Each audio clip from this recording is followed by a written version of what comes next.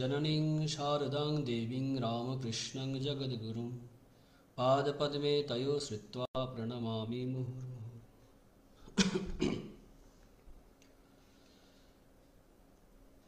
শ্রী শ্রী মায়ের ১৭৩তম জন্মদিন বা তিথি উপলক্ষে, বার্ষিক উপলক্ষে করুণাময়ী মা শারদা এই ফেসবুক চ্যানেল এরা যে মায়ের বিষয়ে অনুধান করতে চেয়েছেন, আলোচনা করতে চেয়েছেন, তার জন্য তাদেরকে ধন্যবাদ জানাই।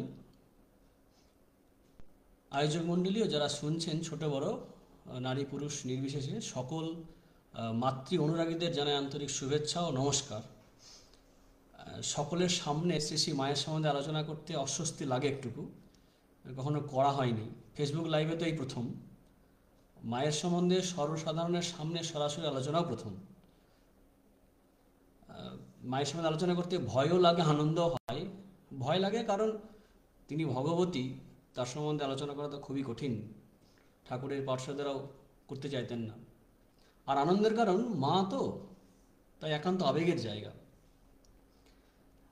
আমাদের এই পরিচিত এই জাগতিক জীবনে আমরা কেমন দেখি যে মাকে বা মায়ের কোলকে শিশু সন্তান, সে ছেলে হোক বা মেয়ে হোক, যেমন নির্ভয়ে নিরাপদ আশ্রয় বলে মনে করে ছুটে যায়। আর তার বিশ্বাস এরকম যে যত বিপদই হোক না কেন মা রক্ষা করবেন। সে মায়ের সামর্থ্য বিচার করে না, তাছাড়া স্নেহ পিপাসা যে আছে তাও মা মিটিয়ে দেন। ঠিক সেইভাবে আধ্যাত্মিক জগতেও সাধক কখনো কখনো এরকম, সাধকের মন এরকম কাউকে খোঁজেন যে শত দস্তুরি সত্ত্বেও যিনি কাছে টেনে নেবেন, যিনি বলবেন আমি সতেরো মা অসতেরো মা। সেদিক থেকে দেখতে গেলে আমাদের এই মা, শ্রী শ্রী মা, অপ্রতিম প্রতিমা। কিন্তু শুধু এদিক থেকেই নয়, করুণাময়ী মা শারদা অনেক আদর্শেরই অপ্রতিম প্রতিমা। অপ্রতিম প্রতিমা মানে অতুলনীয় প্রতিমা, একটা মডেল, অপ্রতিম, যে তুলনা হয় না। আমরা আজকে সংক্ষেপে আলোচনার জন্য দুটি বিষয় বেছে নিয়েছি, নির্ভরতা, অনাসক্তি। এটা হচ্ছে আলোচনার বিষয়। এই আলোচনায় আমরা কিছু তথ্য, বেশিরভাগই আমাদের জানা, সেই জানা বিষয়গুলো আমরা আলোচনা করে আনন্দ পাই, আনন্দ করি। গীতায় ভগবান যেমন বলছেন, বোধায়ন্তে পরস্পরং কথায়ন্তে শ্রমাং নিত্যং তুষ্যন্তি চ রমন্তি চ। তার কথা বলে আমরা পরস্পরের মধ্যে আনন্দ ভাগ করে নিই। তো এই মায়ের এই যে দুটি বিষয় আমরা বেছে নিয়েছি আলোচনার জন্য, নির্ভরতা ও অনাসক্তি। বিষয় হচ্ছে নির্ভরতা, অনাসক্তির অপ্রতিম প্রতিমা শ্রী শ্রী মা। কিছু তথ্য এবং তত্ত্ব, কিছু ঘটনা এবং কিছু বিশ্লেষণ, আলোচনা আমরা আমাদের মতো করে করব। যদি কিছু ভুল থাকে মা নিশ্চয় সেগুলো ক্ষমা করবেন, কারণ প্রথমবার মায়ের সম্বন্ধে আলোচনা হচ্ছে। কিন্তু এই যে বললাম, ভয় থাকলেও একটা আনন্দের জায়গা হচ্ছে মা। মা যেমনই হোক না কেন, মায়ের প্রতি ভালোবাসার অভাব হয় না কারোরই। ছোটোবেলায় মাকে ছেলে যেভাবে দেখে, মেয়ে যেভাবে দেখে, বড় হয়ে মায়ের সম্বন্ধে আরও বেশি জানে। কিন্তু ভালোবাসার ক্ষেত্রে কোনো ঘাটতি ছোটোতেও থাকে না, বড় হয়েও থাকে না। এই একটা ভরসা আছে মায়ের জীবনে। শুধুমাত্র তো মা নয়, আদর্শ স্থাপন করতে এসছেন। তো একটি ঘটনা, খুব প্রিয় ঘটনা, দুঃখের ঘটনা, অথচ এই ঘটনা অনেক কিছু শিখিয়ে দেয়। এই ঘটনাটা যতবার পড়েছি ততবারই দেখেছি যে অনাসক্তি এবং নির্ভরতা দুটির একটা জ্বলন্ত উদাহরণ এই একটি ঘটনাতে আমি খুব পেয়ে যাই।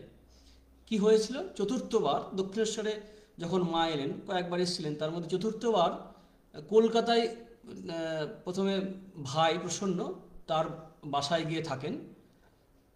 পরদিন সকালে দক্ষিণেশ্বরে যাই। যেতেই হৃদয় বলতে থাকে, কেন এসেছে, কী জন্য এসেছে, এখানে কি?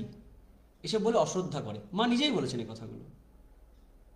আমার মা সে কথায় কোনো জবাব দেননি। শ্রী মা বলছেন হৃদয় শিহরের লোক, আমার মাও শিহরের মেয়ে, কাজে হৃদয় মাকে আদৌ মান্য করলে না। মা বললেন, চল ফিরে দেশে যাই, এখানে কার কাছে মেয়ে রেখে যাব? ঠাকুর কি করলেন? ঠাকুর হৃদয়ের ভয়ে আগাগোড়া কিছুই বলেননি। মা বলছেন, আমরা সকলে সেই দিনই চলে গেলুম। মর্মান্তিক বেদনা নিয়ে মা সেদিন বিদায় নিলেন। দক্ষিণেশ্বরে সেবার একদিনও থাকা হয়নি। কিন্তু সেজন্য মহারাজ লিখছেন, গম্ভীরানন্দ মহারাজ তার জীবনীতে মায়ের, কিন্তু সে বেদনার জন্য স্বামীর উপর সতীলক্ষ্মীর কোনো অভিমান হয় নাই, ভাগিনের হৃদয়ের উপরেও করুণাময়ীর কোনো অভিশাপ বর্ষিত হয় নাই। বিদায়কালে তিনি মনে মনে মা কালীকে বলিলেন, মা, যদি কোনোদিন আনাও তো আসবো। মহারাজ লিখছেন, শরণাগতাকে দেবতা যদি সরাইয়া দেন, তবে তিনি দেবতা ভিন্ন আর কাহার চরণে আবেদন জানাইবেন। এই ঘটনায় আমরা কি দেখলাম, যে এখানে মা অভিযোগ করছেন না হৃদয়ের বিরুদ্ধে, অভিযোগ করছেন না স্বামীর বিরুদ্ধে, করতেই পারতেন। আর তখন কত ক্ষমতা ছিল ঠাকুরের, কি মানে বলতে গেলে স্ট্যাটাস কি সেই সময়, মুথুবাবুর কাছে বললে কত কাজ হতো, কিন্তু জানালেন না। এমনকি শ্রী শ্রী মা জানালেন না, জগৎ জননী ভবতারিণী মা, তাকেও জানালেন না। সেই মাকে কি বললেন, মা, যদি কোনোদিন আনাও তো আসবো। আমরা হলে কত আন্দোলন, তর্ক বিতর্ক শুরু করে দিই। দরকার আছে, দরকার নেই তা নয়, কিন্তু শরণাগত ভক্তের জীবন কেমন হবে, শরণাগতা একজন মায়ের, একজন মেয়ের কিভাবে ভগবানকে আদেশ হিসাবে মেনে নেবেন জীবনটাকে, সেটা মা দেখালেন। শুধু বলেন, যদি কোনোদিন আনাও তো আসবো। তো এই ঘটনায় আমরা মায়ের নির্ভরতা যেমন দেখতে পাচ্ছি মায়ের ভগবানের উপরে, তার আশা পূর্ণ হলো না। আমরা অনেক আশা করি, আমাদের আশা পূর্ণ হয় না, তখনই আশা শুধু ছাড়ি না, তার সঙ্গে আশা হয়তো নাও ছাড়তে পারি, কিন্তু ভগবানকে ছেড়ে দিই। কিন্তু মা কিন্তু ওই ভগবানের উপর নির্ভর করে চলে গেলেন। এখানে আসক্তিহীনতা এবং ভগবান নির্ভরতা বলতে ভগবান নির্ভরতা, এই দুটি ঘটনা আমরা এখানে পেলাম। এভাবে যদি আমরা জীবনকে দেখি, আমাদের নিজের জীবনকে, কঠিন তো অবশ্যই, কিন্তু মা আমাদের এগুলো শেখাবার জন্যই আমাদের বলছেন, নাহলে বলতেন কেন, বা আমরাই জানতাম কেন। এই অনাসক্তি এবং ভগবান নির্ভরতার কথা বলতে গেলে গীতার কথা অনিবার্যভাবেই আসবে। কেন আসবে? কারণ গীতার মূল সুরই হচ্ছে অনাসক্তি। স্বামীজি এটা খুব বলেছেন, এবং আমরা গীতা পড়লেই ছত্রে ছত্রে লাইনের পর লাইন 700 যে শ্লোক আছে, বেশিরভাগ ক্ষেত্রে এই অনাসক্তির কথা আমরা ঘুরে ফিরে পাই। আর পাই কি? শরণাগত হওয়া, এবং তিনি সব কিছুর ভার নেবেন। কি বলছেন? গীতায় আছে এরকম একটা শ্লোক, যে ব্রহ্মণ্যাধায় কর্মাণি সঙ্গং ত্যক্তা করতি লিপ্যতে না সপাপে না পদ্মপত্র মিবাম্হসা। মানে সব কিছুই ব্রহ্মণ্যাধায়, অর্থাৎ ভগবানের, এখানে ব্রহ্মে আর কি, কর্ম সব কিছু সমর্পণ করছে, এবং অনাসক্তি, সঙ্গং ত্যক্তা, আসক্তি ত্যাগ করে সব কিছু করবে।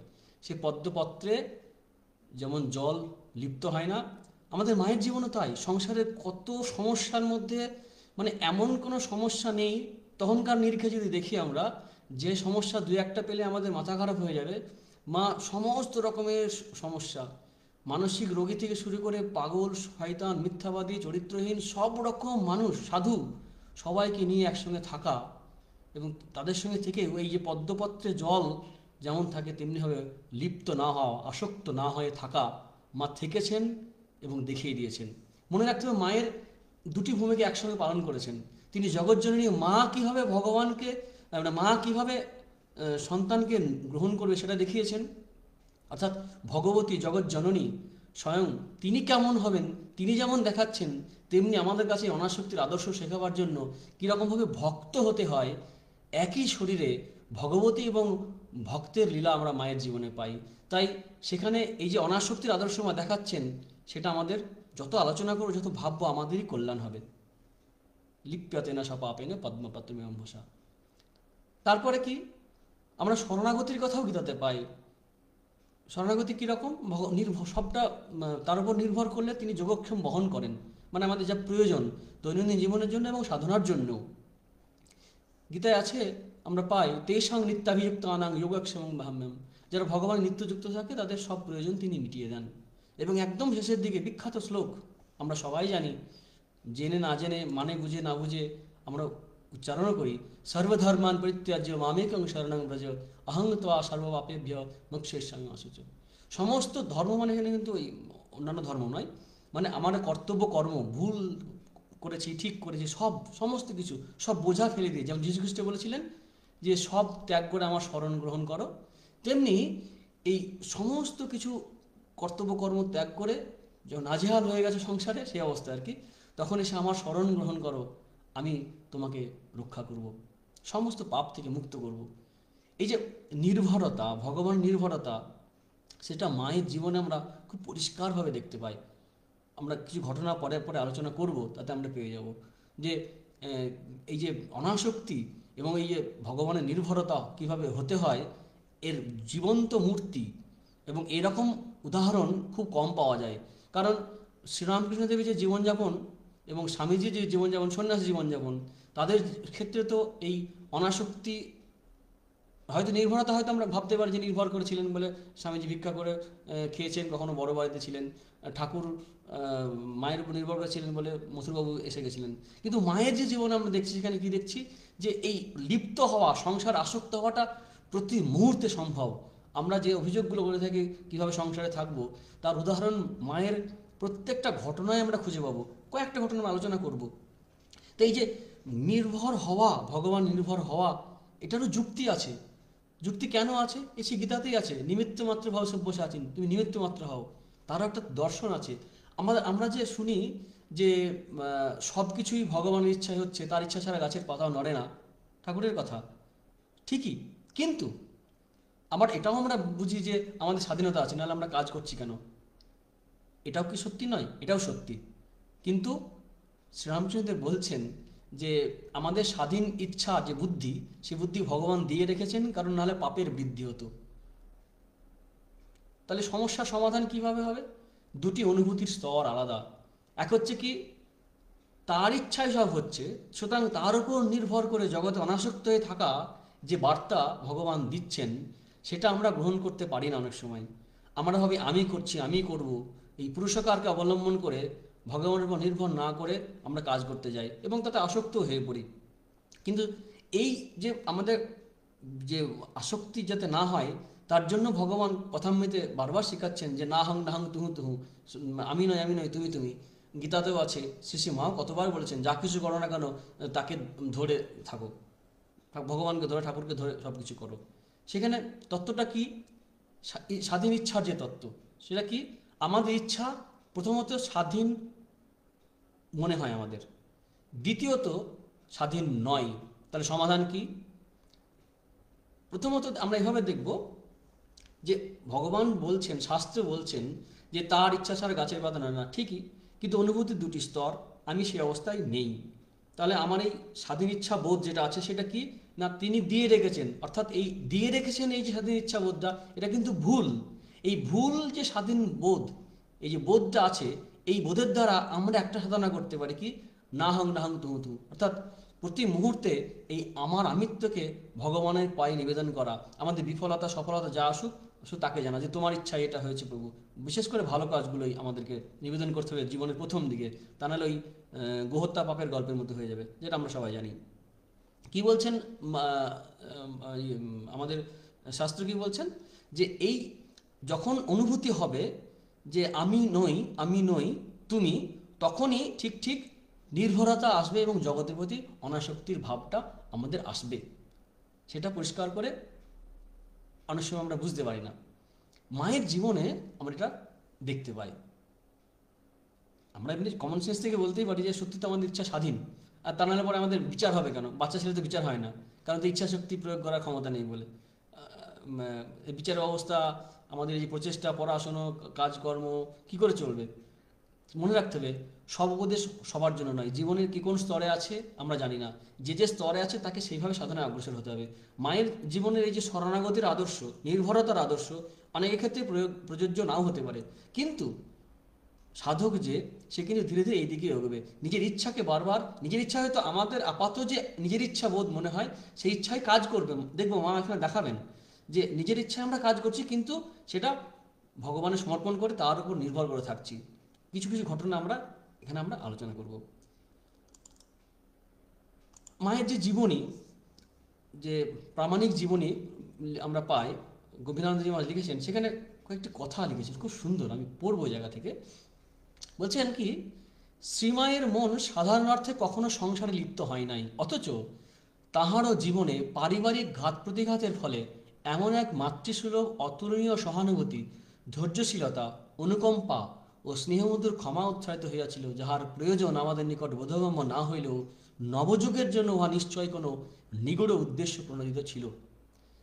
এই যে সাধারণ অর্থে সংসার লিপ্ত হয়নি, অথচ তার জীবনের এই যে নানা রকমের যে প্রবলেমগুলো ছিল, সেখানে আমরা কি মায়ের একটা সহানুভূতি, ধৈর্য, এইগুলো দেখতে পাই ঘটনাগুলো থেকে। এগুলো কেন দেখাতে হয়েছিল? কারণ এই যুগের আদর্শ স্থাপন করতে হবে, নবযুগের আদর্শ স্থাপন করতে হবে। তাই তিনি কি করলেন, আরেক জায়গায় লিখেছেন মহারাজ, গম্ভীর মহারাজ, তিনি সংসারকে পূর্ণরূপে গ্রহণ করিয়া তাহার দৈব জীবনে লীলা খেলা দেখাইয়া গিয়াছেন। তাহার প্রত্যেক কথাটি অভিজ্ঞতা সম্ভূত, অথচ তাহার প্রতি পদবিক্ষেপে বৈরাগ্য সুপরিস্ফুট। আমরা যদি মায়ের জীবন দেখি, মা বিভিন্ন সময় বিভিন্ন কথা বলছেন, উপদেশ দিচ্ছেন। গৃহভক্তরা, সন্ন্যাসী ভক্তরা যখন এক জায়গায় হচ্ছেন, বিভিন্ন সময় বিভিন্ন জন আসছেন, এক একজনকে এক এক রকম যে উপদেশ দিয়ে যাচ্ছেন, দেখে মনে হয় যেন মা তার অভিজ্ঞতা থেকে বলছেন, নিজের জীবনে সেগুলো পালন করে বলছেন, তাই আরও বেশি জীবন্ত হয়েছেন। আর সংসারকে তিনি গ্রহণ করেছেন। ঠাকুর যদিও গেরুয়া পোশাক পরেননি, কিন্তু তার জীবনটা যদি দেখি ভালোভাবে সন্ন্যাসীর জীবনযাপন করে গেছেন, বিবেকানন্দ করেই গেছেন। কিন্তু মা সংসারের এই মানে আবর্তের মধ্যে থেকে তার অভিজ্ঞতা দিয়ে কীভাবে সংসার থাকতে হয়, মানে বেদান্তের বাণীকে, শ্রীরামকৃষ্ণের ভাব আদর্শে তিনি জীবন যাপন করে দেখিয়ে গেছেন। এরপর একটা ঘটনা আমরা দেখি যে কীরকম নির্ভর করে থাকতেন। যখন সেই দক্ষিণেশ্বর কাছেই আছেন অথচ দূরে আছেন, তদ্দূরে তদন্তিকে, যেমন আমাদের উপনিষদে পাই, তিনি দূরে অথচ তিনি কাছে অথচ দূরে, সেরকম কীরকম বলছেন, দর্শন পর্যন্ত ঘটতো না। কখনো কখনো 2 মাসে হয়তো একদিন ঠাকুরের দেখা পেতুম, কখনো পেতুম না। মনকে কি বোঝাতেন মা? বলতেন, মন তুই এমন কি ভাগ্য করেছিস যে রোজ রোজ ওর দর্শন পাবি? তো দাঁড়িয়ে দাঁড়িয়ে কীর্তনের আখর শুনতেন, পায়ে বাদ ধরে গেছিল। শ্রীমায়ের দেহখানে যদিও পড়েছিল মানে ওই নহবতের দিকে, কিন্তু মহারাজ লিখছেন, শ্রীমায়ের দেহখানে তখন দূরে পড়িয়া থাকিলেও মন সর্বদা সেই ঠাকুরের পাশে ঘুরিয়া বেড়াইতো। এই ঠাকুরকে ঘিরেই তার জীবনের সব কিছু আবর্তন। রামকৃষ্ণ গত প্রাণা তন্নাম শ্রবণে প্রিয়া তদ্ভাব রঞ্জিতা কারা, সেই মায়ের মানে একদম ঠাকুরময় জীবন।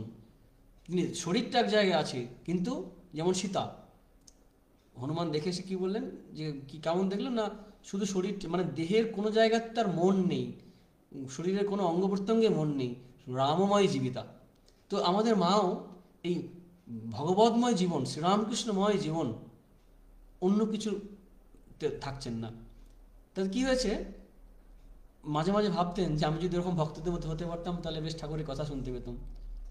এখানে মহারাজ লিখছেন, গম্ভীর মহারাজ খুব সুন্দর, একদিকে স্বতন্ত্র যুগাবতার শ্রীরামকৃষ্ণ, অন্যদিকে স্বেচ্ছায় পিঞ্জরাবদ্ধ জগন মাতা, একদিকে লীলাবিলাস, অপরদিকে সতৃষ্ণ নিরীক্ষণ। এটা অদ্ভুত, দুজনের জীবনযাপন দুরকম। মা স্বেচ্ছায় নিজেকে বদ্ধ করেছেন, জগন্মাতা বদ্ধ করেছেন। আমরা যদি কেউ জোর করে আটকে রাখে তাহলে আমাদের কষ্ট হবে, কিন্তু স্বেচ্ছায় যখন আমরা নিজেদেরকে নিয়মের মধ্যে বাঁধি, কোনো জায়গায় ঘিরে রাখি, এখন তো স্বাধীনতা নিয়ে খুব আমরা লাফালাফি করি, কিন্তু এই স্বাধীনতা মানে যদি পাই তাহলেও স্বাধীনভাবে না চলে কীভাবে নিজেকে নিয়ন্ত্রণ করতে হয়, এটা মা শেখাচ্ছেন। যে মানে নিজেকে একটা জায়গায় বদ্ধ রেখে ভগবানের উপর নির্ভর করে কীভাবে অনাসক্ত সংসার থাকা যায়, মা এটা দেখাচ্ছেন। তিনি যেতে পারতেন কিন্তু যাচ্ছেন না, মর্যাদা রক্ষা করছেন। এই অনেক ঘটনা আছে। ওই যখন পানিহাটিতে যাওয়ার কথা হয়েছিল তখন মা বলেছিলেন যে না আমি যাব না, কারণ গেলে লোকে ভাববে যে, লোক ভালোভাবে নেবে না যে ঠাকুর আর মা যদি একসঙ্গে যায়। এই ঘটনাটা আছে। অনাসক্তির আরেকটা দৃষ্টান্ত কি আমাদের সবার জানা, একবার ওই লক্ষ্মীনারায়ণ টাকা দিতে এসেছিলেন, ঠাকুর বলছেন যে এই টাকা আমি নিতে পারবো না, তুমি যদি নাও নিতে পারো। তখন মা কি বললেন, যে না, ও টাকা আমি যদি নিই তোমারই না হবে, লোকে তোমাকে শ্রদ্ধা ভক্তি করে তোমার ত্যাগের জন্য, কাজেই ওই টাকা কিছুদিন না হবে না। মা ঠাকুর বলছেন, ওই কথা শুনে আমি হাঁপ ছেড়ে বাঁচি। এই যে অর্থের প্রতি, টাকার প্রতি মায়ের এই যে দৃষ্টিভঙ্গি, সেটা আমরা এখানে পরিষ্কার বুঝতে পারলাম যে অনাসক্তি কাকে বলে।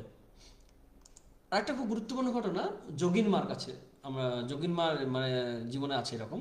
তো তিনি একবার সন্দেহ করছিলেন মায়ের সম্বন্ধে। সন্দেহটা খুব স্বাভাবিক, অস্বাভাবিকও মনে হতে পারে, কারণ মায়ের কাছেই আছে সবসময়, তবু তার সন্দেহ হয়েছে। কিন্তু মহামায়ার রাজ্যে হয়েছিল সন্দেহ।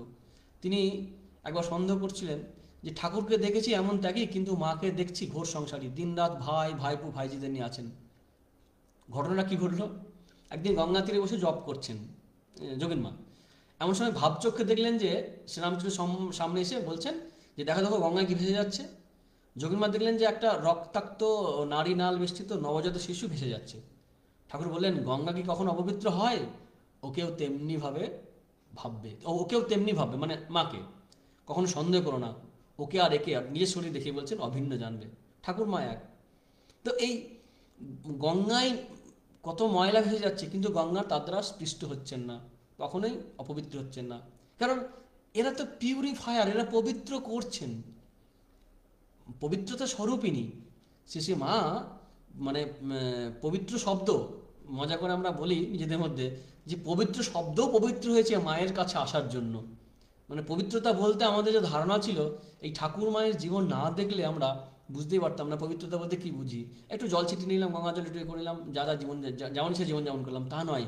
আর জীবনের মানে ভগবান ছাড়া যদি কিছু না জানে, দেহ মন বুদ্ধি সব কিছু ভগবানময় যদি হয়ে যায়, জগতের ধূলিকণা যাকে স্পর্শ করছে না কোনোভাবেই, কোনো রকমের আসক্তি যদি না থাকে জগতের প্রতি, তার জীবন পবিত্রতা হবে না তো কী হবে? এবং যার সঙ্গে স্বামী স্ত্রী সম্পর্ক, যেখানে আমরা আসবো পরে এই আলোচনায়, তো সেখানেও আমরা দেখতে পাচ্ছি যে এই পবিত্র জীবন, সেইখানে গৌরী মা যোগিন মা সন্দেহ হয়েছিল যে যে তিনি সংসারে আসক্ত হয়ে গেছেন, ঘোর সংসারী, তা কিন্তু হয়নি, এবং ঠাকুর সেটা দেখিয়ে দিলেন। এরপর ঠাকুরের যখন শরীর যায়, তখন ওই ঠাকুরের এই ভস্মাবশেষ আর অস্থি নিয়ে লড়াই হয়েছিল নিজেদের মধ্যেই, ভক্তদের মধ্যে, গৃহীত্যাগী এসব এরা অনেকেই যারা ছিলেন। তো এই যখন মানে কলসিতে তার ঠাকুরের যে অস্থিগুলো কোথায় রাখা হবে, কোথায় পূজা হবে, একটা মন্দির হবে কিনা গঙ্গার ধারে, এসব নিয়ে যখন বিতর্ক চলছে, এরই মাঝে মা এটা শুনে খানিকক্ষণ পরে বললেন, মানে মানে দীর্ঘ নিঃশ্বাস ফেলে বললেন, মানে কোনো পক্ষ না নিয়ে বলেন, এমন সোনার মানুষ চলে গেছেন, দেখছো গোলাপ ছাই নিয়ে ঝগড়া করছে। মানে এই ঘটনায় আমরা কি দেখছি যে এই শোক এবং যন্ত্রণার মাঝেও মায়ের দৃষ্টিভঙ্গি, মানে তার বিবেচনা কত জগতের ঊর্ধ্বে, বিচার বুদ্ধি কত নিরপেক্ষ, কোনো অ্যাটাচমেন্ট নেই। অথচ এই কথাই বুঝিয়ে দিচ্ছেন যে তোমরা আসল ছেড়ে নকলগুলো লড়ছো কেন? যদিও আমাদের কাছে এই ঠাকুরের এই অস্থি বা ভস্যের অনেক দাম আছে, অনেক মূল্য আছে, এবং মাও সেটা জানতেন, কিন্তু কিভাবে এটা বিচার করছেন না, আমাদের এই ক্ষুদ্রতা ঊর্ধ্বে ওঠার জন্য আমাদের মা বেদন জানাচ্ছেন, বোঝাচ্ছেন তার জীবন দিয়ে। আরেকটি ঘটনা আছে, যখন ওই ত্রৈলোক্যনাথ বিশ্বাস মাকে মাসিক 5-7 টাকা করে দিতেন, এখন রামলাল দাদা, অনেক সময় আত্মীয়রাই যেমন হয়ে থাকে বাধা দেয়, শত্রু হয়, মানে আমার আপনার শত্রু কি হবে? বাইরের অপরিচিত লোক তো হবে না, আমার আপনার পরিচিত লোকই হবে, আত্মীয়দের মধ্যে হবে, বন্ধুদের মধ্যে হবে, কাছের লোকের মধ্যে হবে, রাস্তার লোকের সঙ্গে আপনার শত্রুতা হবে না, অ্যাক্সিডেন্ট হতে পারে।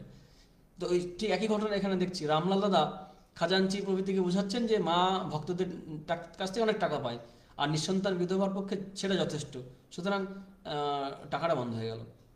স্বামীজি নরেন্দ্রনাথ দত্ত তিনি মানা করেছিলেন ওই সময় যে টাকাটা বন্ধ না করতে, কিন্তু শোনেনি, কোনো ফল হয়নি।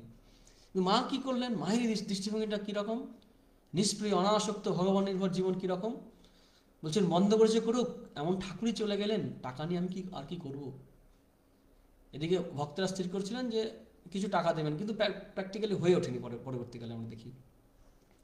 তারপর একটা খুব করুণ অধ্যায় আছে মায়ের জীবনে, পড়তে গিয়ে বেশি তুললাম না, ইচ্ছা করে তুললাম না, কারণ খুব কষ্টের আবেগের জায়গাগুলো, মানে কীভাবে জীবনযাপন করতেন, ওই যে ঠাকুর যেমন বলেছিলেন শাক বুনবে হরিনাম করবে, সেইভাবে মহারাজ লিখছেন, গম্ভীর মহারাজ, শ্রী মায়ের কামারপুকুরের জীবন শুধু নিঃসঙ্গ নয়, অতি নিঃসম্বলও ছিল। শুধু নিঃসঙ্গ নয়, নিঃসম্বল, মানে কেউ নেই, কিছু নেই, সুতরাং ভগবানের উপর নির্ভরতা বাধ্যই করতে হচ্ছে তাকে। মানে সন্ন্যাসীর অধিক জীবনযাপন, সন্ন্যাসীদের তো সঙ্গে থাকে, সঙ্গ পায়, কিন্তু মা এরকম একটা সময় ছিল, খবর স্বামীজি বিদেশে একবার বলছিলেন যে মায়ের এভাবে যে দিন কেটেছে আমরা জানতামও না। তারপর সাধন ভোজনে বিভিন্নভাবে ভাসছে। তখন শ্রীরামকৃষ্ণ একবার বলেছিলেন মাকে, তুমি কামারপুকুরে থাকবে, শাক বুনবে, শাক ভাত খাবে আর হরিনাম করবে। আর বলেছেন কি, দেখো দেখো কারো কাছে একটি পয়সার জন্য চিৎহাত করো না, তোমার মোটা ভাত খাবারের অভাব হবে না। একটি পয়সার জন্য যদি কারো কাছে হাত পাতো, তবে তার কাছে মাথাটি কেনা হয়ে থাকবে। খুব প্র্যাকটিক্যাল সাজেশন, আমরা জানি, আমাদের অভিজ্ঞতা থেকে আমরা একটু বুঝতে পারি ঘটনাটা। মা সেটা পালন করেছিলেন। কিন্তু এই যে কামারপুকুরে থাকাকালীন যে কঠোর জীবন, যে ভিখারিনীর দশা হয়েছিল, তার পরিচয় আমরা পাই। জয়রামবাড়িতে গেছেন, মহারাজ লিখছেন সম্ভবত ওটা জগদ্ধাত্রী পূজার সময় হবে, কারণ উনি জগদ্ধাত্রী পূজার সময় যেতেন, প্রতি বছরই যেতেন। তো এরকম এক সময় গেছেন, তো এই কন্যার ভিখারিনী বেশ দেখে শ্যামাসুন্দরী কাঁদছেন। আর এই সুযোগে তিনি চেয়েছিলেন যে মেয়েকে একটু ধরে রাখবে, মানে জয়নাম বাড়িতে। কিন্তু মেয়ের কি আচরণ, মা কি বলছেন, এখন তো মা কামারপুকুরে যাচ্ছি, পরে তিনি যা করবেন তাই হবে। এই যে ভগবান নির্ভরতা, আমরা আগেও দেখেছি দক্ষিণেশ্বরে যখন হৃদয় তাড়িয়ে দিল, তখনও দেখেছি, এখনও সেই তাই দেখছি। মায়ের নির্ভরতা, কি অবস্থায় কিভাবে নির্ভর করে আছেন। মহারাজ লিখছেন, শ্রী শ্রী মায়ের পারিবারিক জীবনের আলোচনা অগ্রসর হয়ে প্রথমেই দৃষ্টিগোচর হয় তার অনাসক্তি। কার্য তিনি করিতেছেন, এমনকি মনে হইতেছে তিনি যেন সাধারণ মানবেরই নাই শোকতাপে জর্জরিত, কিন্তু পরমুহূর্তের আচরণে তাহার নির্লিপ্ত স্বরূপ মেঘমুক্ত পূর্ণচন্দ্রের ন্যায় প্রকাশিত হচ্ছে। মানে যেন মনে হচ্ছে যেন আকাশে যেমন মেঘ করে না, চারিদিকে মেঘের ঘন ঘটা অন্ধকারে ছেয়ে যায়, কিন্তু বৃষ্টি হয়ে যাওয়ার পরে বা হাওয়াতে উড়ে গেলে পরের মুহূর্তে দেখা যায় উজ্জ্বল সূর্য উঠছে, এবং সেখানে ওই মেঘমুক্ত আকাশে যদি রাত্রিবেলা হয় তাহলে পূর্ণ চন্দ্র আমরা দেখতে পাচ্ছি। মায়ের জীবনে তাই কত রকমের মানে ঘটনা ঘটে যাচ্ছে। তিনি একদম বেদান্তি যেমন সাক্ষী চৈতন্যের মতো মনের নানা রকমের চিন্তা ভাবনা এগুলো জাস্ট দেখে যাচ্ছে, ওয়াচ করে যাচ্ছেন। তো কোনোটাই আসক্ত হচ্ছে না, ঘটনার সঙ্গে নিজেদেরকে লিপ্ত করে নিচ্ছে না।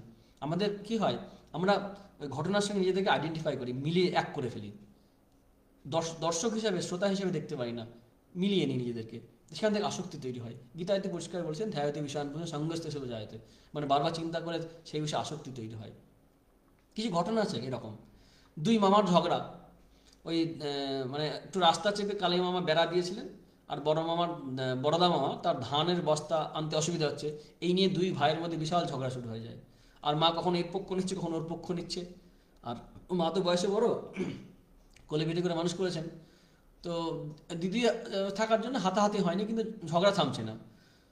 তারপরে মাও সরে যেতে পারছে না, তখন দুই ভাইয়ের যে তর্জন গর্জন চলছে, এর মাঝে সাধুরা এসে পড়ে, সন্ন্যাসীরা যারা ছিলেন, তখন থেমে যায়।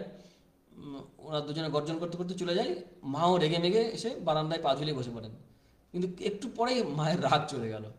তারপরে মা একটা কথা বলেছেন খুব সুন্দর, যে মহামায়ার, হাসতে হাসতে বলছেন, মহামায়ার কি মায়া গো, অনন্ত পৃথিবীটা পড়ে আছে, এসব পড়েও থাকবে, জীব এইটুকু আর বুঝতে পারে না। এই পর্যন্ত বলে আমি হেসে কোটি কাটি। এরাও ঠাকুরের কথা তো পাই আমরা, ঠাকুর বলছে না, ঈশ্বর কবার হাসেন, দুবার।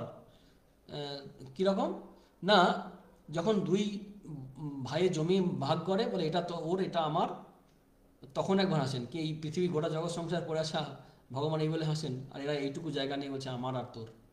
আবার ডাক্তার যখন বলেন, দ্বিতীয়বার হাসেন, যে ডাক্তার যখন বলে তুমি চিন্তা করো না, তোমার ছেলেকে বাঁচিয়ে দেবো, তখন ভগবান একবার হাসেন, যে আমি মারছি, ও বাঁচাবার কে। একটা মজার ঘটনা মনে পড়ছে, স্বামী সুখানন্দজি মহারাজের কাছ থেকে শুনেছিলাম। তো তর্ক হচ্ছে যে ঠাকুর কবার বলেছেন যে ভগবান হাসেন কবার, দুবার না তিনবার, হচ্ছে তিনবার। এই নিয়ে মজা আর কি, সাধুদের মধ্যে মজা হচ্ছে, তিনবার। তখন মহারাজের কাছে যায়, পুরুলিয়ার অধ্যক্ষ মহারাজ ছিলেন, নাম মনে পড়েছেন এই মুহূর্তে, তো উমানন্দ সম্ভবত। তো ওনার কাছে গিয়ে তখন বলছেন যে এইরকম এরকম পরিস্থিতি যখন বললেন, তখন বলছে ঠিকই বলেছে, ভগবান তিনবারই হাসেন। বুঝছে কেন, ওই দুবারে যে ঘটনা আছে কথামৃতে, ওই ঘটনা বলে বললেন এই দুবার, আর একবার এই বলে হাসেন যে আমি বলেছি দুবার আর এরা বলছে তিনবার, এখন দুবার না তিনবার এই নিয়ে লড়াই করছে, এইটা ভেবে ভগবান আর একবার হাসেন। যাই হোক, তো এই যে মায়ের যে উদাসীনতা, যে অনাসক্তি, এটারই ঘটনা। অথচ ঝামেলার মধ্যে আছেন, দুই ভাইয়ের ঝগড়ার মধ্যে আছেন। এরপর ন্যাড়ার মৃত্যু, ন্যাড়াকে মা ভীষণ ভালোবাসতেন। যখন মাকুর মানে প্রথম পুত্র জয়রামবাড়িতে যখন বৈকুণ্ঠ ডাক্তার এসে বললো যে মারা গেছে, তখন মা শুনে সুখে মুহ্যমান হয়ে একদম সাধারণ মানুষের মতো হাও হাও করে ডাকছের কাঁদতে লাগলেন, এমনকি ভোগের সময়ও খেয়াল নেই। তখন কেউ একজন কর্তব্যবোধে বললো যে মা এরকম ভোগ দিতে হবে ঠাকুরের, তখন মা সঙ্গে সঙ্গে উঠে বললেন যেন কিছুই হয়নি, যথারীতি ভোগ নিবেদন করলেন। আমরা সময় কি সুখে একদম নিজেদেরকে এমনভাবে ভেঙে ফেলি যে অন্য আমাদের কর্তব্যকর্মগুলো করি না। সে ভগবত সেবা তো বটেই, ভগবত সেবা হয়তো অনেক সময় করি, কিন্তু অনেক কিছু করি না। কিন্তু এই যে কর্তব্যকর্মটা করতে হবে, মায়েরা শেখালেন। আর কি, অনাসক্তি। কিন্তু এর মানে এই নয় যে মার ভালোবাসা বা স্নেহ নেই ওর প্রতি। রাত্রিবেলায় থেকে থেকে মা কাঁদছেন আর নেয়ার কথা দু একটা করে বলছেন। আর রাধুর কথা না বললে তো এর বলাই হবে না, মানে রাধুরকে বাদ দিয়ে তো মায়ের জীবন ভাবাই যায় না, মায়ের সঙ্গী। তা রাধু যোগমায়া, তো তিনি তখন রাধু যখন খুব অসুস্থ, তো সন্তান হবে আসন্ন প্রসবা, জগদম্বা আশ্রমে আছেন, তো বিভিন্ন রকমের সমস্যা হচ্ছে। তা আমি সব ঘটনাগুলো বলছি না এখানে, আমরা এখানে আলোচনা করছি না। তো উনি বলছেন যে যখন হতাশ ভাব আসছে সবার মধ্যে, তখন বলছেন দেখো অনেকের কাছে প্রার্থনা তো করছি, কিন্তু বিধির বিধান যা আছে, রাধুর কপাল আছে তাই হবে, যে ঠাকুর তুমি রক্ষাকর্তা। মহারাজ লিখছেন যে সম্পূর্ণ ঈশ্বর নির্ভরতা, অপরদিকে রোগ নিবারের জন্য তাহারই নিকট মাতৃহৃদয়ের আন্তরিক আকুলতা, এই দুটোই কিন্তু আছে। সম্পূর্ণ ঈশ্বর নির্ভর, আবার রোগ নিবারণের জন্য আন্তরিক আকুলতাও আছে। অনেক সময় এমন হয়েছে যে 10 জনের প্রবোধের জন্য, মানে মন মানাবার জন্য, কর্তব্যবোধে কখনো কখনো মা এইটা ওষুধ দিতে হবে, চন্ড নামাতে হবে, এই করতে হবে, সব করেছেন। কিন্তু এই সমস্তের মধ্যেও মা কিন্তু ভগবানের উপর নির্ভর করে সম্পূর্ণ অনাসক্ত ছিলেন। মহারাজ লিখছেন কিন্তু এই সমস্তের মধ্যেও তিনি ভগবানের উপর নির্ভর করিয়া সম্পূর্ণ অনাসক্ত ছিলেন। একদিন রাধুর সুখপ্রসবের জন্য, মানে সন্তান যদি ঠিকঠাকভাবে হয়, চিকিৎসক আনাবার কথা বললো, মা শুধু জাস্ট বলে বসলেন যে কুকুর শিয়ালরা যে বনে থাকে তাদের কি আর প্রসব হয় না? ঘটনাটা হয়তো বলতে পারে এটাকে ঠিক নয়, কিন্তু মানে দৃষ্টিভঙ্গিটার জন্য বলছি এই জায়গাটায়, যে ভগবানের উপর নির্ভর করে থাকা আমরা অনেক সময় পারি না। আমাদের সুবিধা জগৎ থেকে খুঁজি, জগন্নাথের কাছ থেকে সুখ খুঁজি না, বা সাহায্য চাই না, জগৎ থেকে চাই। যে জগন্নাথের উপর নির্ভর করে, জগৎ তার কিছু করতে পারে না। আমরা সেটা ওই ভক্তদের জীবনে দেখতে পাই। মা এটা শেখাচ্ছেন। এরপরে আসক্তির দুটো গুরুত্বপূর্ণ জায়গা নিয়ে আমরা একটা আলোচনা করব। কামিনী কাঞ্চন ও পুরুষ কাঞ্চন, এই কথাটা, পুরুষ কাঞ্চনটা আমরা সবাই শুনি না, কথামৃত পড়লে আমরা কামিনী কাঞ্চন এই কথাটা পাই, কিন্তু পুরুষ কাঞ্চন কথাটা পাই না। কিন্তু মা একজন ভক্তকে বলছেন পুরুষ জাতকে বিশ্বাস করেন ইত্যাদিতে আছে, অর্থাৎ পুরুষের কাছ থেকে দূরে থাকতে হবে। মায়েদেরকে বলছেন, মেয়েদেরকে বলছেন। ঠাকুর ঠিক তেমনিভাবে, এমনকি মা সন্ন্যাসীদেরকে বা গৃহস্থ বা মানে যুবকদেরকে বা গৃহস্থদেরকেও ওই এই সাধনাতে বলতেন যে মেয়েদের কাছ থেকে দূরে থাকতে হবে। আবার সাধনার দিক থেকে আর কি। আবার ঠাকুরও তেমনি ভক্তির জন্য কামিনী কাঞ্চন ত্যাগের কথা বলছেন। দেখুন এই ত্যাগ মানে কি ঘৃণা করা, কি দৃষ্টিতে কিভাবে অনাসক্ত হওয়া যায়, তার দৃষ্টিভঙ্গি খুব পজিটিভ অ্যাসপেক্ট আমরা পাচ্ছি এই মায়ের জীবনে। এই দুটি জায়গা, এই মানে কামিনী বা পুরুষ অথবা টাকা, অর্থ, এটা কিভাবে দেখছেন। একবার অরূপানন্দজি মনে আছেন, মায়ের কথাতে আছে এটা। তো তখন মানে ঠাকুরকে মা কিভাবে দেখেন, এমনি সাধারণভাবে যেমন স্বামীকে দেখে সাধারণ নারী, সেভাবে কি দেখেন? তো বলছেন হ্যাঁ, স্বামীভাবেও দেখেন, আবার পূর্ণ ব্রহ্ম সনাতন। ঘটনাটা এরকম, বলছেন মা এই যে ঠাকুরকে সকলে পূর্ণ ব্রহ্ম সনাতন বলে, তুমি কি বলো? মা বলছে হ্যাঁ, তিনি আমার পূর্ণ ব্রহ্ম সনাতন। বলছে আমার বলায় আমি বলিলাম তা প্রত্যেক স্ত্রীর লোকেরই স্বামী পূর্ণ ব্রহ্ম সনাতন, আমি সেভাবে জিজ্ঞাসা করছি না। মা বলে হ্যাঁ, তিনি পূর্ণ ব্রহ্ম সনাতন, স্বামীভাবেও এমনিভাবেও। অর্থাৎ তিনি সচ্চিদানন্দ নারায়ণ ভগবান এইভাবে দেখেন। অর্থাৎ জীবকে, মানুষকে, সবাইকে কিভাবে দেখতে হবে। আমরা নিন্দনীয় বলে দূরে সরে যেতে পারি, কিন্তু ওকেই যদি আমরা ভক্তি করে ভগবতের ভাব নিয়ে আসি, তাহলে দৃষ্টিভঙ্গি বদলে যেতে পারে। পরে আলোচনা করবো এগুলো আবার। তারপর বলছেন কি টাকা পয়সার প্রতি কীরকম দৃষ্টিভঙ্গি ছিল। একবার মানে জাস্ট ঠাকুরের সঙ্গে উল্টো মনে হবে, যেমন টাকা মানি মানে ঠাকুর ফেলে দিচ্ছেন, মা কী করছেন যে মাথায় ঠাকাচ্ছেন লক্ষ্মী বলে।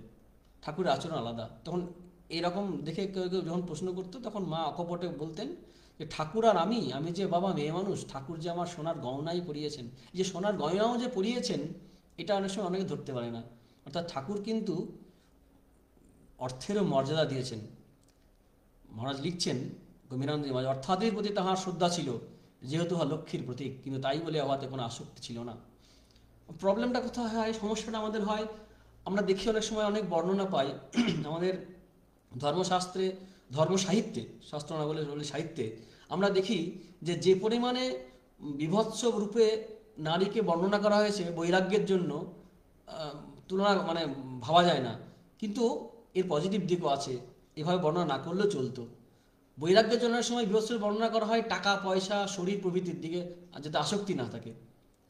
কিন্তু এটা শুধু শ্রীরামকৃষ্ণদেব করে গেছেন বা অন্যান্য শাস্ত্রে করে গেছেন এমন না, মাও কিন্তু বলেছেন, কামিনী কাঞ্চন ত্যাগের কথা মাও কি বলছেন, পুরুষ জাতকে কখনো বিশ্বাস করো না, তা সে ভগবান হলেও বলছেন। আবার টাকার কথা কি বলছেন, যে চাকরি না করতে পারে এমন জিনিস নাই, প্রাণ সংশয় পর্যন্ত। তো এই যে বৈরাগ্য উৎপাদনের জন্য কখনো কখনো নারীর জীবন চরিত্র, কখনো কোনো অর্থের অনর্থককারীর অবস্থার বর্ণনা করেছেন, কিন্তু এটা শুধুমাত্র বৈরাগ্যের জন্যই, কিন্তু ঘৃণা করার জন্য নয়। কারণ এদের প্রতি দৃষ্টিভঙ্গি বদলে দিতে হয়। ঠাকুর বলছেন, কেন নারী জাতিকে অবজ্ঞা করবি, যারা মায়ের অংশ। আমরা গীতা চণ্ডীতেও পাই যে মাতৃরূপের সংস্থিতা, দৃষ্টিভঙ্গি বদলাতে হবে। কিন্তু যাকে আমরা এই বিভৎস বলে দূরে সরিয়ে রাখছি, তাকেই যখন আমরা শ্রদ্ধার দৃষ্টিতে দেখি, তখন আসক্তির কারণ হয় না, বন্ধনের কারণ হয় না। যেমন অর্থকে লক্ষ্মী রূপে মা আমরা পেলাম আমরা এখানে, তারপরে নারীকে মাতৃরূপে, পুরুষকে নারায়ণ রূপে দেখার কথা আমরা পাই। আর মায়ের যে অর্থের প্রতি আসক্তি ছিল না, আরও ঘটনা আছে এরকম, যে একবার এক সেবক মায়ের হাতে, মানে সেবককে মা 10 টাকা নোট দিয়েছিলেন যে একটা দুস্থা মেয়ে আছে, একটা তার জন্য কাপড় কিনে দিতে। তো 2.5 টাকা দিয়ে কেনা হয়ে গেছে। তো বাকি টাকাটা যখন ফেরত দেয়, তখন মা বলছে এত টাকা কেন? মা মনে করছে 5 টাকা দিয়েছি। তখন সেবক জানতে চাইলো যে প্যাটরায় কখনা 10 টাকা নোট, কখনা 5 টাকা নোট ছিল, মনে আছে? মা বললেন না, আমার মনে নেই। সেবক তখন বললেন সব শুদ্ধ কত টাকা ছিল তা কি মনে আছে? বললেন না, তাও মনে নেই। তখন সেবক বললেন তবে বুঝে দেখুন, বেশি কেন দিতে যাবো, আর বেশি পাবোই বা কোথা। যাই হোক, যেটা বলাই তিনি আবার ফেরত দিলেন। মায়ের এই আসক্তি কিন্তু মানে অনাসক্তি জন্মগত।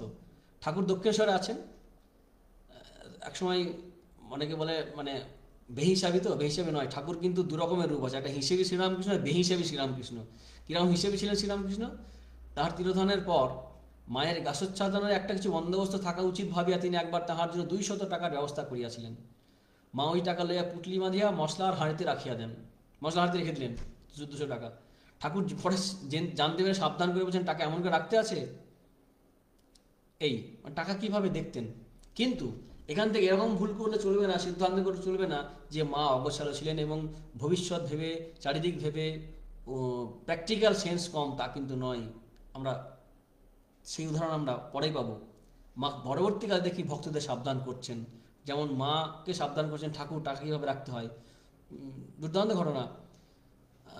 শ্রীমাজে সকলেরই মা, লিখছেন মহারাজ, শ্রীমাজে সকলেরই মা, সুতরাং তাহার আচার ও উপদেশ সকলেরই জন্য।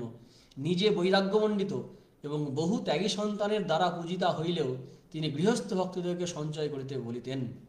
এরকম ঘটনা আছে যে বদনগঞ্জের প্রধান শিক্ষক যে প্রবোধবাবু, তিনি মার জন্য বহু টাকার ফল মিষ্টি তরকারি নিয়ে আসেন। মা খুব তিরস্কার করেন। কি বলছেন? বানরের চুল হলে বাঁধতে জানে না, তুমি এতগুলো টাকা কেন খরচ করলে?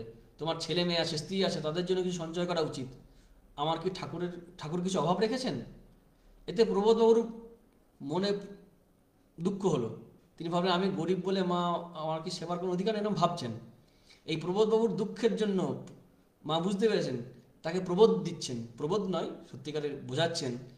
বলছেন কি কি জানো বাবা, কিছু সঞ্চয় করলে নিজের সংসারে ও ভবিষ্যতের উপায় হবে, আর সাধুদেরও সেবা করতে পারবে। কিছু না থাকলে সাধু সন্ন্যাসীদের কি দেবে বাবা?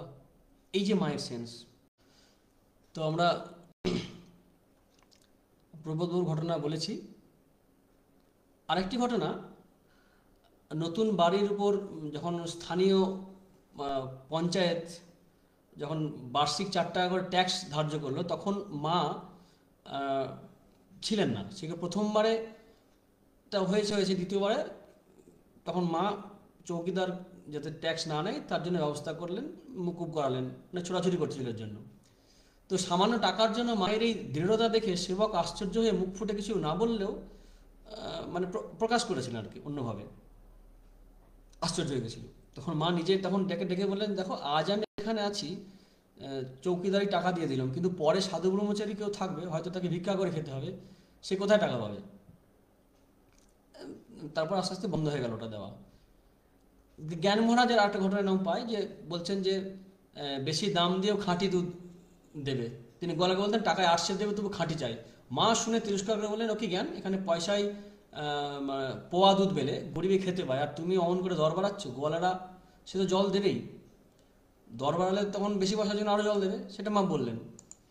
তো এইভাবে আমরা যে দেখি কি যে মা কিন্তু খুব প্র্যাকটিক্যালও কিন্তু খুব মানে অনাসক্ত, মানে এরকম আমার সঙ্গে হয় না যে খাবার মধ্যে কোনোভাবে যা হোক আমার কোনো টান নেই, আসক্তি নেই, আমি যেমন তেমন করে থাকবো, এমন নয়।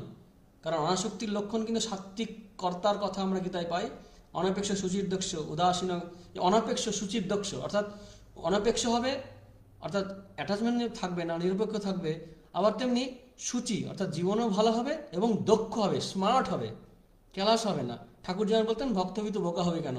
তো মা এখানে অনাসক্তি হওয়া মানে কিন্তু এমন নয় যে জগতের সম্বন্ধে আমাদের জ্ঞান থাকবে না বা বুঝবো না, জগৎকে কীভাবে গ্রহণ করতে হবে সেটাও মা দেখালেন, যদিও জগতের প্রতি আসক্তি না রেখে। যেমন করে নারী পুরুষকে গ্রহণ করার কথা আমরা একটু আগে আলোচনা করেছিলাম, যে নারীকে ঘৃণা করে দূরে না সরিয়ে মাতৃজ্ঞান করা, পুরুষকে দূরে সরিয়ে না দিয়ে নারায়ণ জ্ঞান করা। মা না নিজের জীবন দিয়ে দেখিয়ে গেছেন যে কিভাবে অর্থকে লক্ষ্মীরূপে গ্রহণ করা, ঘৃণা করে, ওটা দরকার আছে অনেক সময় বৈরাগ্যের জন্য, আমাদের শাস্ত্রে অনেক উদাহরণ আছে এগুলো, কিন্তু সাধকের একটা সময় একটা প্রয়োজন থাকলেও কিন্তু ওই ঘৃণা বা ওই বৈরাগ্যর জন্য ওই যে ত্যায্য ভাব, এটাকেও একসময় ত্যাগ করতে হয়, ওই ত্যাগের ভাবটাও ত্যাগ করতে হয়, ত্যাগাভিমানও যাতে না থাকে, অনহংকারের অভিমান হয় না এক সময়, অনহংকারের অহংকার হয়, সেটাও যে ত্যাগ করতে হয়, সেটা মা বিভিন্নভাবে দেখিয়েছেন। আমরা আজকের আলোচনা শেষ করব। আমরা এই যে নির্ভরতার কথা বললাম, যে অনাসক্তির কথা বললাম, আমরা এইটা প্র্যাকটিস করতে পারি মাকে ধরেই। আমরা মায়ের উপর নির্ভর করব, কারণ মা বলেছেন মা বলে ডাকলে তিনি ফেরাতে পারবেন না। ওই যখন একজন খাবার নিতে চাইছিল, মা সে অধিকারটুকু দিয়ে দিলেন যে মা আমি খাবার নিয়ে এসেছি, দিন আমাকে। ঠাকুর খেতে পাচ্ছেন না, তখন ঠাকুর বললেন যে তুমি বলো আর কারোর হাতে দেবে না, তখন বলছেন না আমি পারবো না ঠাকুর, তা তুমি তো শুধু আমার ঠাকুর না, সবার ঠাকুর। এগুলো আমরা জানি আমরা এগুলো। তো ওই মা বলে ডাকলে তিনি ফেরাতে পারবেন না। তা আমাদের যে আসক্তি আছে, ভালোবাসা আছে, সেই ভালোবাসা সবটা মায়ের উপর দিতে হবে আমাদেরকে। তুরিয়াঙ্গি মাছ বলছেন এই বেড়ালি বনে গেলে বন বেড়াল হয়। আমাদের জগতের প্রতি যে আসক্তি আছে, অনাসক্তি হওয়ার সবচেয়ে বড় উপায়, সেই আসক্তিটা একসঙ্গে আরও বহু করে বাড়িয়ে মায়ের কাছে দিতে হবে। আর আমাদের এই মা কেমন মা? গানে লিখেছেন নিখিল মাতৃ হৃদয় সাগর মন্থন সুধামূরতি। সমস্ত মায়ের হৃদয় সাগর এক জায়গায় করলে, মন্থন করলে যে সুধামূর্তি তৈরি হয়, তিনি আমাদের এই অপ্রতিম প্রতিমা শ্রী মা, যার তুলনা হয় না। এই মা সমস্ত মেয়ের মধ্যে দিয়ে, মায়েদের মধ্যে দিয়ে তিনি আমাদের পালন করছেন, লালন করছেন।